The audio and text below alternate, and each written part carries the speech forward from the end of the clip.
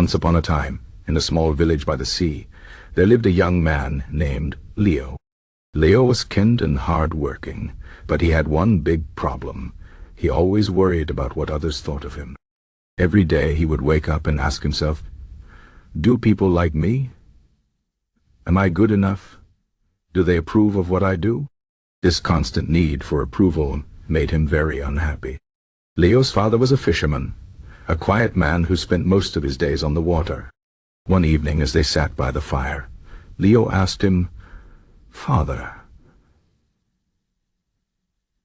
how do I make sure everyone respects me?" His father looked at him for a long moment and then said, "The sea does not ask the wind for permission to be vast. The mountains do not beg the sky to be tall. Why do you seek outside what can only come from within?" Leo didn't understand. He thought his father was speaking in riddles. The next day, Leo went to the village market.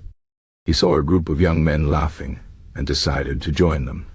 To make them like him, he laughed louder than anyone else, even when he didn't understand the jokes. He pretended to like the same things they liked. For a while it worked. They called him a friend. But deep down, Leo felt empty. He knew they didn't really know him. One afternoon, a traveling philosopher visited the village. His name was Marcus, and people gathered to hear him speak. Leo sat in the crowd, hoping to hear something that would ease his restless heart. Marcus spoke about the dangers of seeking external validation. "A man who builds his worth on the opinions of others," he said, "builds his house on sand. When the winds change, it will crumble." Leo approached Marcus afterward and asked, "But how do I stop caring what others think?" Marcus smiled and handed him a small, smooth stone. "Hold this in your hand," he said. "Tell me, does the stone care if you like it? Does it change its nature if you praise or insult it?" Leo shook his head.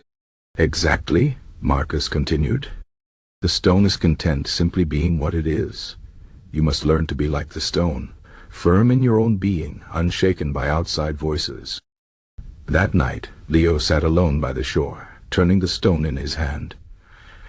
He thought about all the times he had changed himself to please others. He realized that the more he sought approval, the less he truly knew himself. The waves crashed against the rocks, steady and unconcerned with anyone's opinion. Leo wondered if he could ever be that free. Days turned into weeks, and Leo began to practice what Marcus had taught him. When someone criticized him, he did not rush to change. When someone praised him, he did not let it inflate his pride. Slowly, he started making choices based on what he truly believed, not what others expected. Some people didn't like this new Leo. They called him stubborn or cold. But for the first time, Leo didn't mind. He felt a quiet strength growing inside him. One evening, his childhood friend Clara visited him. "You've changed," she said. "You're not the same person who used to bend like grass in the wind." Leo smiled. "I finally understand," he replied. "The only approval I need is my own." Clara nodded. "And that," she said, "is why I respect you more now than ever before." Years passed, and Leo became known in the village as a man of quiet confidence. People came to him for advice, not because he shouted the loudest or pleased the most, but because he spoke with honesty. He no longer spent his days chasing validation. Instead, he built a life rooted in his own values. The sea, the mountains, the stone, they were all right. True strength comes from within. And once Leo stopped looking outside for approval, he found something far greater: peace. So ask yourself, how much of your life is shaped by the need for others to say good job? How often do you silence your own voice to hear applause? The path to freedom begins when you realize that the only person you need to impress is the one in the mirror. The rest is just noise. And you, like Leo, can learn to rise above it.